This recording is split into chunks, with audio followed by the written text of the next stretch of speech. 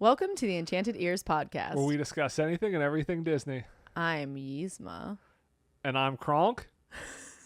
And today is our very special Halloween themed episode. If you're listening to this only and you're like, why do they say Yzma and Kronk? Go to YouTube. Do yourself a favor. Go to our YouTube. Check us out. We are fully dressed up for Halloween here. These are actually going to be... I love you posing. You look like Yzma if she did late night infomercials for her potion. This is the Yzma perfume. Yeah. So this is, I feel like there's a lot of hands going on whenever they do this. I should probably take my running watch off, but that would be a little more convincing. But yeah, it's like you're doing a commercial. It's like Johnny Depp selling me cologne. But these are going to be. I think we've settled on this. This is going to be one RunDisney outfit. So your running watch does actually fit in. It does go with it. I hope this is a short race, but for marathon weekend, we've been thinking about, hey, what partners do we have? What pairs do we have? That sort of thing. And I think Yzma and Kronk, we've settled on one.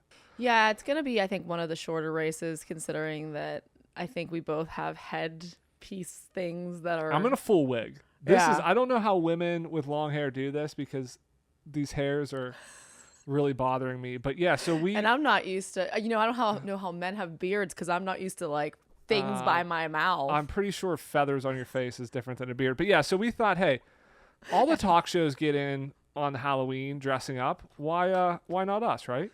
Exactly. Test out our costumes. So we're going to be talking today about the history of Halloween at the Disney parks, which fascinatingly enough is a relatively recent thing. Yeah. I mean, I'm surprised how recent some of the Halloween offerings are, but we'll get into that. Want to talk some Disney news of the week first. Got a couple pieces of news. Last week we kind of focused on the one big piece of Disney news, the Premier Pass, the Lightning Lane Premier Pass. So we took a deep dive into that, what it is, the cost of it, when it might make sense, that sort of thing last week. So if you didn't check out that episode, go back, check that out. But some other pieces of Disney news that came out. So we are starting to get our first signs of when Dinoland is closing. Disney announced that Triceratops Spin and the Fossil Fun games, which is kind of the carnival games, they're going to be closing January 13th. So that is the permanent closure. We've talked a lot about this, that we think Dinosaur has probably got some runway because they even mentioned that they want to do the rest of it. Like the rest of it's going to be in Kanto and the Tropical Americas is changing over.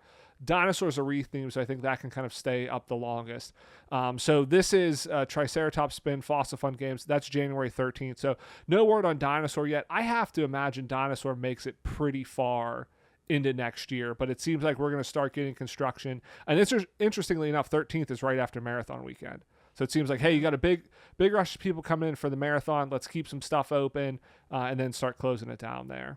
Yeah, absolutely. I don't know. I don't know how I feel about this whole thing. I'm excited about it in Kanto. I don't need all of Dinoland, but yeah, I'm still very, very upset about Dinosaur, and I'm hoping that somehow, some way, Indy falls through.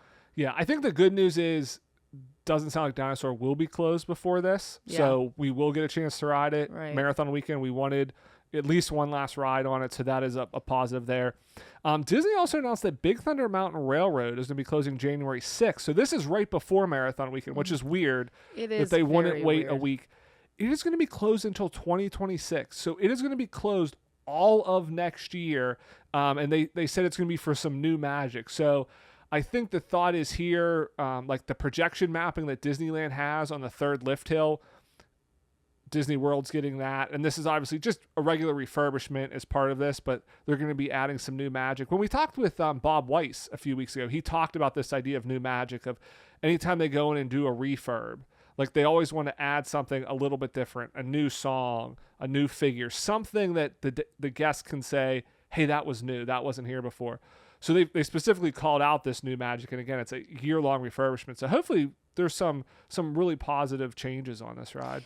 And I think that, going to the West Coast a couple times in the past couple years and seeing their Big Thunder Mountain Railroad, over there, I would almost consider it a must ride. And over in Florida, I don't have to ride Big Thunder Mountain. I don't really care to ride Big Thunder Mountain. So it's not really any consequence to me that it's going to be closed. But again, I do think that you have a good point that it is kind of a silly closure right before a weekend that they typically have a large group of people coming in. Right. So yeah, I mean, you said when I told you, hey, it doesn't look like we're going to ride Big Thunder Mountain all of next year, you're like, that's okay. Disneyland's is better. yeah, exactly. So I think they're going to be, upgrading this here. And then RunDisney, kind of, since we're kind of on the RunDisney topic. Yes, I'm so excited about this one. They announced a partnership with Brooks. So So at some point in 2025, they mentioned Brooks will start producing all of the running shirts for the RunDisney events. And then Brooks is going to be making Disney-themed, RunDisney-inspired shoes. Like they do this for a lot of marathons that Brooks sponsors. They make, whatever that city is, they have a special shoe for their marathon, their races, that sort of thing. So it sounds like they're going to be doing this with Disney as well, either around the races or characters. That's what I'm most excited about. You're very excited about the shirts moving to Brooks, the running shirts. But I'm excited to see what they do with some of the shoes here. I am so excited about this entire thing. So years back, the first RunDisney event that we ever did was Rival Run. So that was back in 2017, I feel like. 2017, 2018, yeah, it was around then. And so they were doing the coast to coast still. It was a great run. And back then, the shirts were manufactured by Champion. Love my shirts. Still wear my three the Star Wars three-legged dog from Parks and Rec, Champion. I was like, what are you talking about? So yeah, they were. What made am I by, talking about? You watch Parks and Rec every day. Yeah, but I was past it. I didn't know what you're talking about. Yeah, okay, but anyway, sorry. it was made by the brand Champion, and I really like the quality of the shirts. They fit really nice. They feel really nice. I run in them. Recently, I don't even know what brand makes them. I don't really like the care quality. for the Yeah, quality of the yeah. shirts. They're fine, but I don't know. I feel like they're like weirdly clingy and they're just weird. So having Brooks manufacture them, I think, is going to mitigate some of those problems. I also think that they don't wear as well as some of the other shirts, like my Dopey shirt from a couple years ago, like the just like the fading and stuff of it. It's Yeah, actually yeah. peeling off, and I'm like. Yeah, so hopefully Brooks is good. I'm hoping that the quality is better, and I'm really excited about the shoes too. Yeah, see, I don't wear the shirts that much. So like you wear them again. You have a good insight on, hey, the fit, that sort of thing. So I know you're excited about that.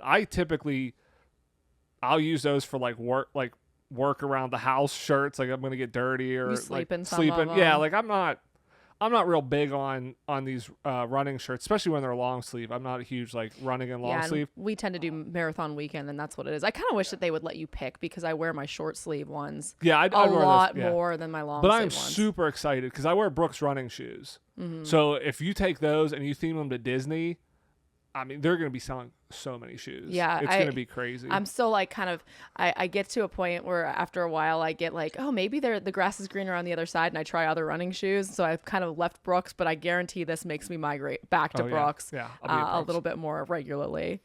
Yeah, so exciting stuff. So I'm not Yes. sure when this partnership will take place, but sometime in 2025. All right, so let's get into this here because we were dressed up. Let's make good use of our costumes here. Halloween at the Disney parks.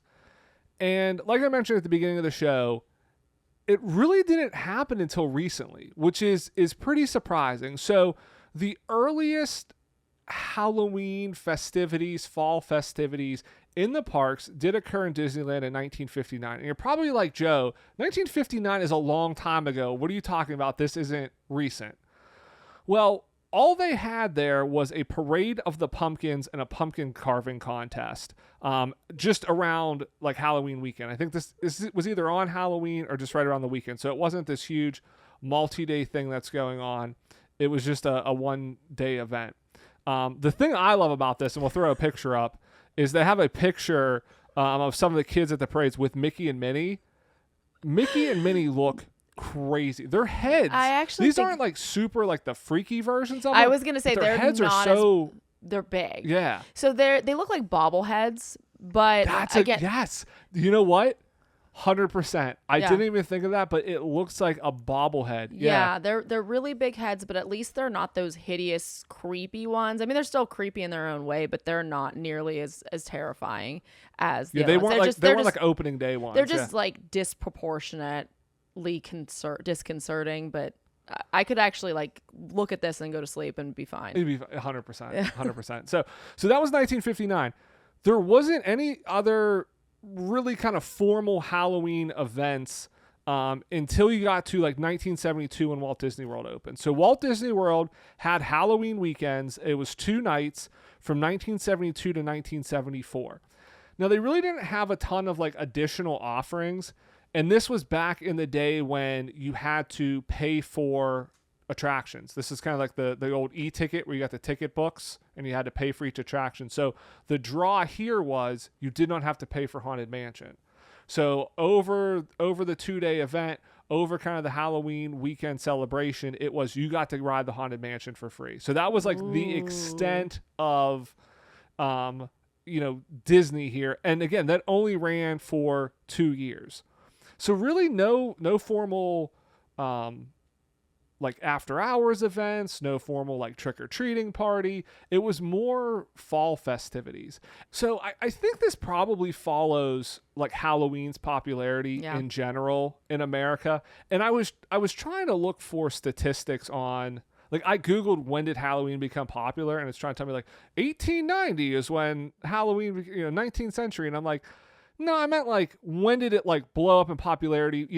Everybody has a 12-foot skeleton in their yard now, and they're trying to decorate them like Santa Claus for Christmas to make them Jack Skellington. Like even The Nightmare Before Christmas, I feel like it's way more popular. Like I feel like it's grown. Yeah, it's so exponentially. Right. Even maybe it's just, I don't know. I just feel like in stores, like the amount of Halloween in stores is so much greater. The amount, like the inflatables, the things to put in your yards, the almost like low grade animatronics people can buy to put in their yards. I mean, it just seems to be a lot more extreme. Like everyone always has probably that one neighbor, that couple streets over, or even on your street that like really loves Halloween and will like do something up really big. But I feel like that one neighbor, there's more than one of that one neighbor now. Like it's just gotten so much bigger, and I think some of it is like, to your point, like low grade animatronics. That stuff is now reasonably priced that you can make that a mass consumer product, where robotics and animatronics 20 years ago were way too expensive. So I think some of that has to do with that. If it's cheaper to make this stuff, it's easier to get it. But yeah, I feel like, the last 10 years, when did Spirit Halloween become big? I feel like it was the last decade. Where there is now a business where a business can be open 2 months out of the year selling you Halloween costumes. I don't know. I feel like Spirit was around when we were kids.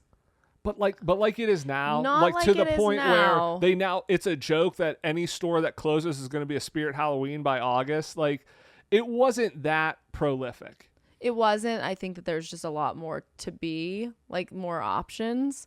Yeah, I think it's just bigger. It is more popular, I feel like, now as a holiday in the past 10 or 20 years. And I think my point is this kind of follows it. Like, I think we look at this now and we go, Disney, Halloween is so big at Disney with Mickey's Not So Scary Halloween Party, with Oogie Boogie Bash, that it's like you couldn't imagine a time even in the 90s when they didn't have these parties. To think, if I told you 30 years ago we didn't have Halloween events at Disney like we did now, you think like that's crazy. Halloween's so big.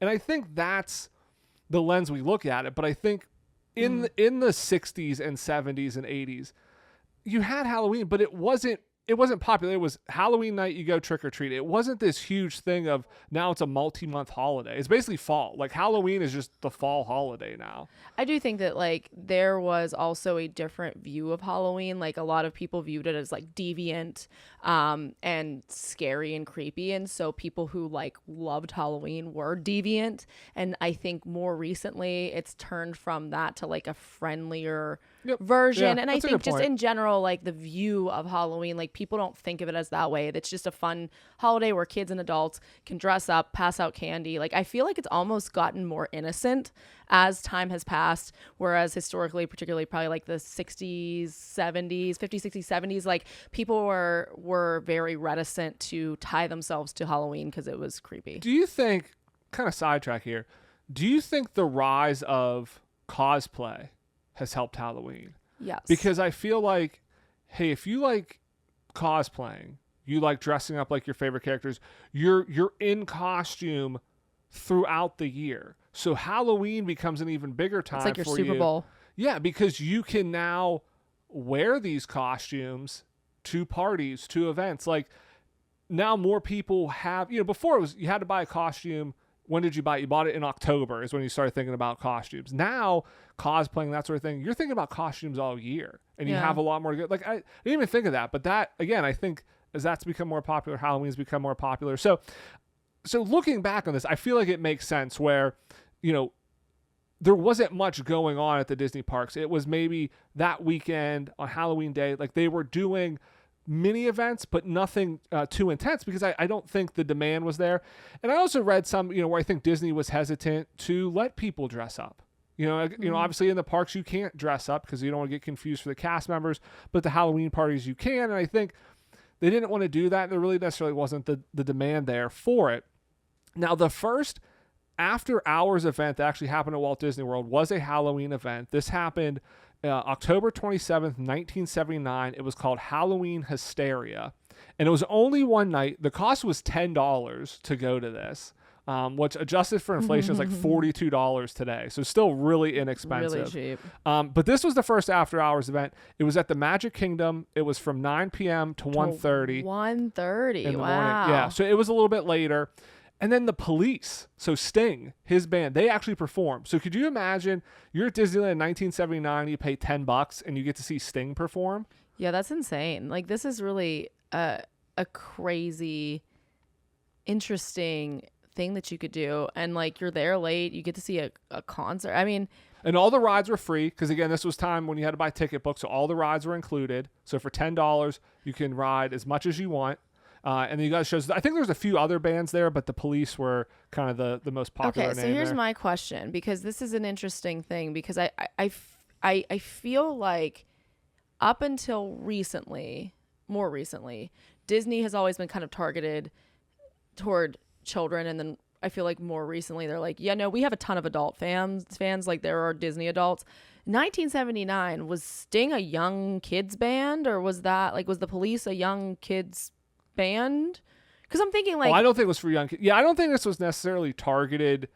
It's not like Mickey's Not So Scary Halloween Party. Yeah. It was called Halloween Hysteria, so I think it probably did skew a little bit older. It's just interesting because it kind of goes against sort of my ideals of the time and maybe who was going to the parks. But I guess, I mean, people still like adults like Disney back then too. Yeah, It just it maybe wasn't. I feel like it's more targeted. They definitely lean more now with Mickey's Not So Scary into family friendly. But I guess if you got to think about it though, a lot of those people were adults and they grew up with Disney being like revolutionary, and so it's just the same thing. It was nostalgic for them and exciting for them. Either way, it probably didn't do good because Disney didn't have any other parties. Like it was that one day, 1979, they didn't have another one the next year.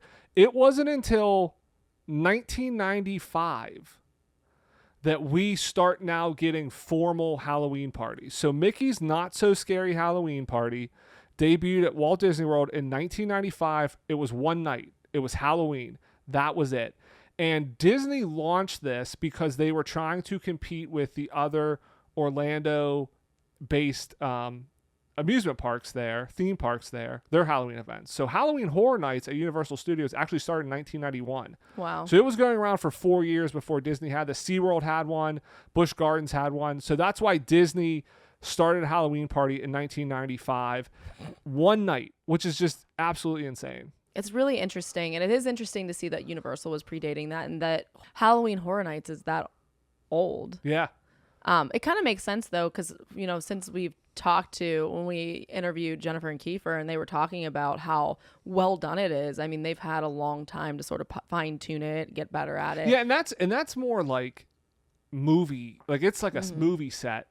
But it is interesting where this is kind of one instance where Universal did something first. Yeah. And again, to your point, I think that's kind of also what probably geared Disney more in towards the family friendly aspect of Mickey's Not So Scary with the trick or treat party and the character meetings and that sort of thing, because Halloween Horror Nights is definitely not for kids. Yeah. It's teenage, young adults.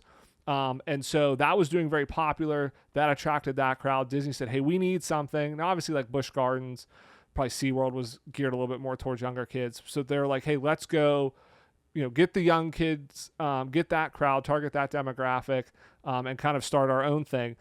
One night, it did grow. Again, not super fast, though. So by 2005, so 10 years later, it was only 15 nights. So it was still a relatively small event. When you look at it this year, it is now 38 nights, and it starts in August. So, it basically took them, we're coming up on 30 years here, to go from a one-night event to basically a 3-month event here. Over at Disneyland, again, they did not have anything until 1995 either. So 1995, 1996, they started something called Mickey's Halloween Treat. This was at Disneyland, very similar to Mickey's Not So Scary Halloween Party. So they kind of launched something in 1995 on both coasts there. You have trick-or-treating, kind of light theming, characters. Then what's interesting about Disneyland is they kind of had a Halloween party, but it bounced around.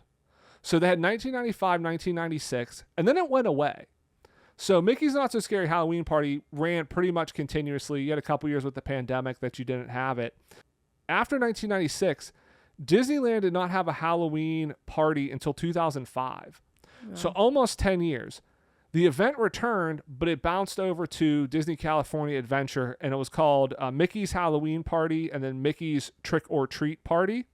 And then in 2010, it went back to Disneyland as Mickey's Halloween Party.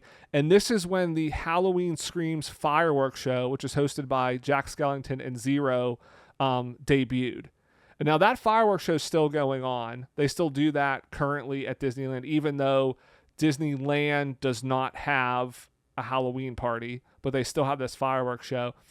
And that's they do have a Halloween party. But... That's over at Disney California Adventure. Oogie Boogie Bash is over at DCA. Gotcha. So Disneyland does not have this, but this show debuted. And what's interesting about Disneyland is I thought about this because they have a lot of different fireworks shows on the castle. They change that out very frequently. Like when we went most recently, it was Mickey's Mixed Magic.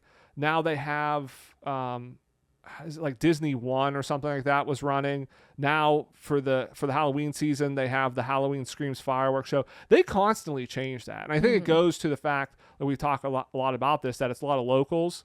And so those people are going frequently. So having a different fireworks show every 3 or 4 months keeps people in the parks, keeps people entertained. I mean, it's almost like if Walt Disney World was like, all right, we're going to run Happily Ever After for 6 months. Then we're going to switch it. Yeah, then we're going to switch it to Enchanted. Maybe we're going to come up with a special Halloween one. And they do have a Halloween one at the after hours event, but like if they did it, normally. So it is interesting, like when you compare the parks, like if they did that at Disney World where they changed it, people would be like, why are you getting rid of it? Like, why are you changing it? But at Disneyland, I feel like they change it all the time and kind of nobody bats an eye. They're like, all right, whatever. I feel like, they change it all the time, but I feel like they always bring it back. And so they kind of circle. It's like cyclical. So people are like, listen, I love this thing, but I know it's not gone forever. Whereas I feel like whenever, for example, they took away Happily Ever After and put, it's Enchantment. Wasn't it Enchantment or Enchanted? Enchantment, yeah. Yeah, Enchantment. When they put that one up, it was like Happily Ever After is gone. This is the new show. And everyone's like, but it's not as good. Yeah, it wasn't not everyone, but a lot of people didn't like it as much, specifically like the song is gone. So then that's why they brought it back. Now I'm definitely imagining they bring Enchantment back at some points in time. I think they are playing that. I think when they have the after hours events at Magic Kingdom, they play that. So they play Happily Ever After during normal park hours, and then during the event they do a fireworks show and they play Enchantment. Okay. So you can actually see both of them. So that's nice. They do kind of run that there. But yeah, so this ran at Disneyland, Mickey's Halloween Party, until 2018.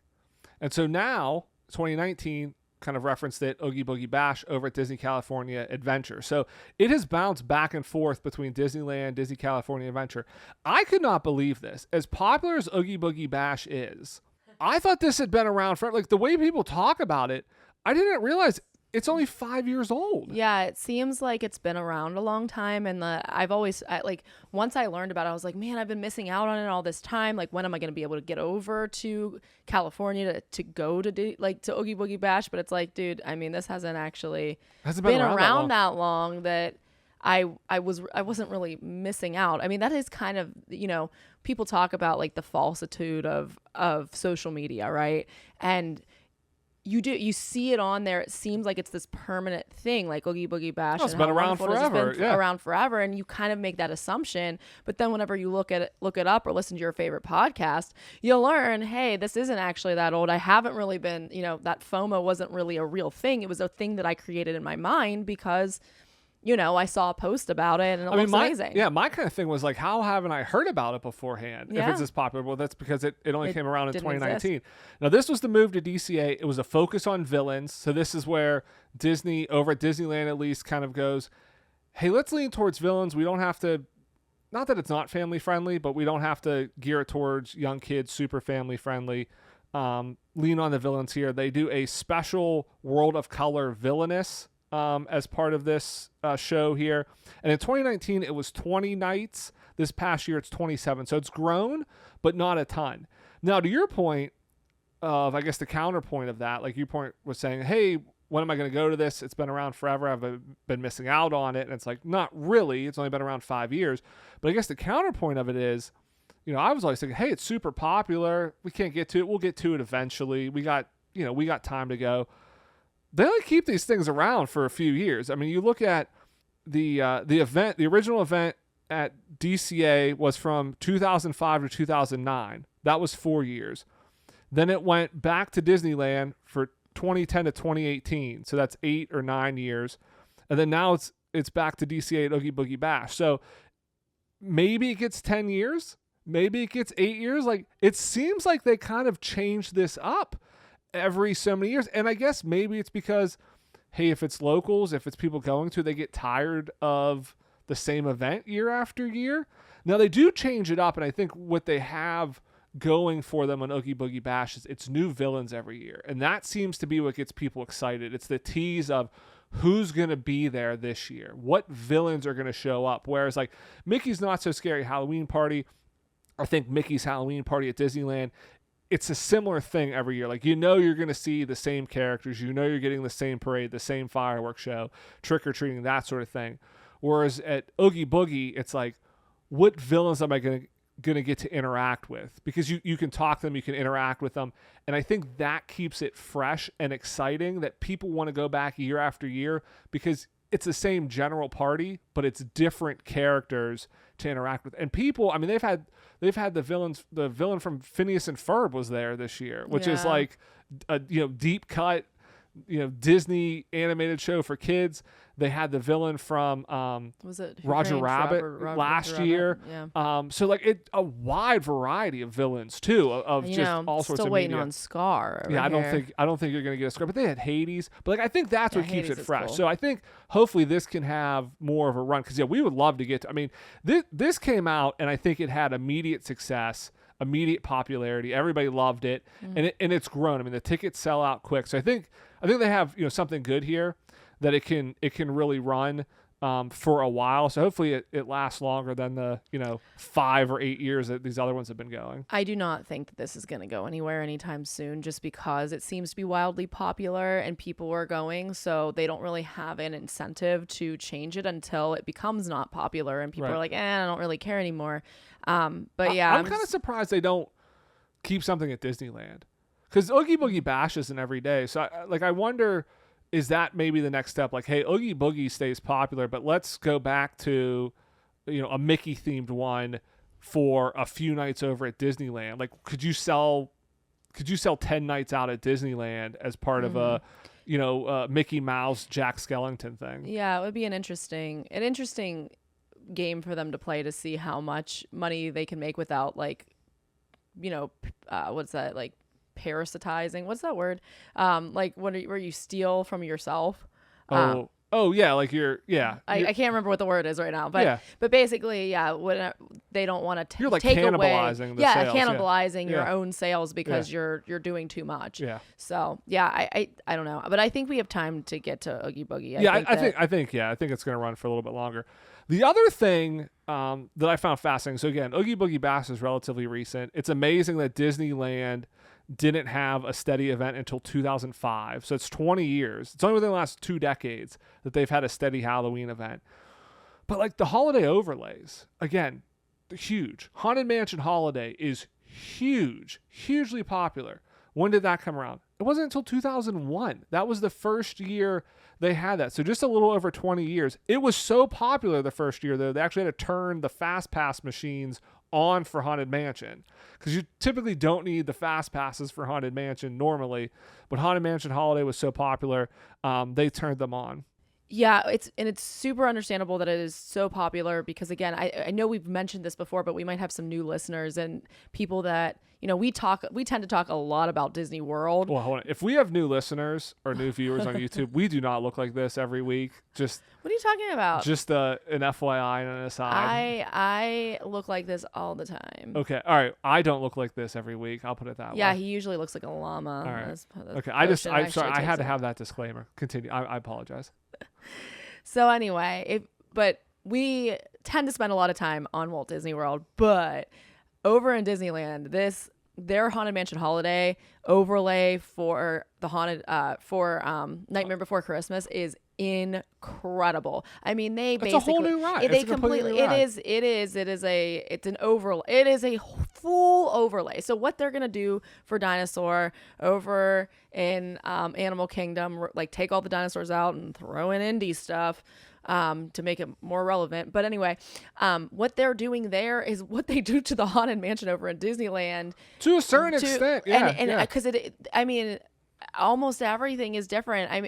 I think that Leota is still there, if I remember correctly. I feel like they changed some of the stuff out. You still have Leota, you still have the stuff. Ballroom scene, that sort of stuff. But still, they add so much in, like the wreath with the teeth is like a big animatronic. They have tons of it's truly incredible. It's extremely impressive. And it's really hard to even quantify and explain in words. So if you haven't gone over and checked it out, look it up online if you don't think you're ever going to make it, because it's awesome. Yeah, but that's a relatively recent thing. I mean, Nightmare Before Christmas came out in the early 90s. It wasn't until after, the turn of millennium that they get this. Another one, Space Mountain, the Ghost Galaxy overlay, that was in 2009. And then Mission Breakout Monsters After Dark, they did that in 2017. So again, a lot of these like very popular overlays are relatively recent. One thing I was surprised about too, something that's super popular that I think is so quintessential Halloween that everybody loves when this comes out at Disneyland, is the Mickey pumpkin.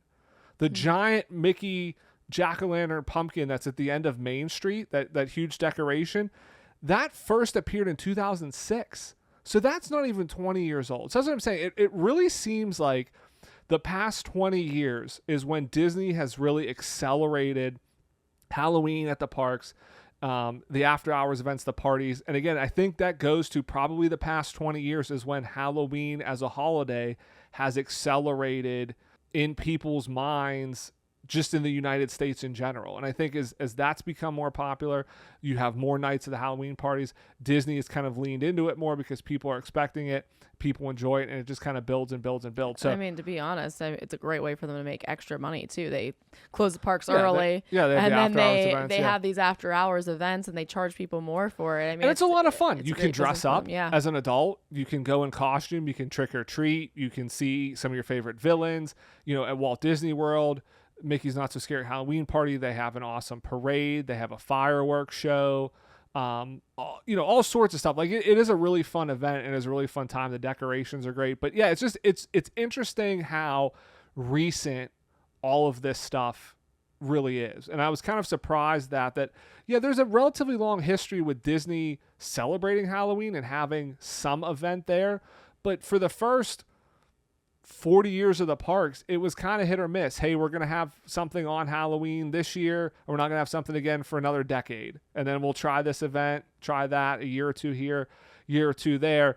And then in the 90s, 2000s is when it really started building here. So really interesting just to kind of like look back at that around this time. And it gave us a good excuse to wear our Halloween costumes, Run Disney costumes here. So if you are at Marathon Weekend and you see two people that look like this running around, say hi to us. But that wraps up our show this week. I want to thank everybody again for listening. If you've not done so, please leave us a rating or a review. Subscribe wherever you get your podcast. It really helps, and we really appreciate it. Thanks for lending us your ears. Have a great week, everybody. We'll see you here next Monday. Bye-bye.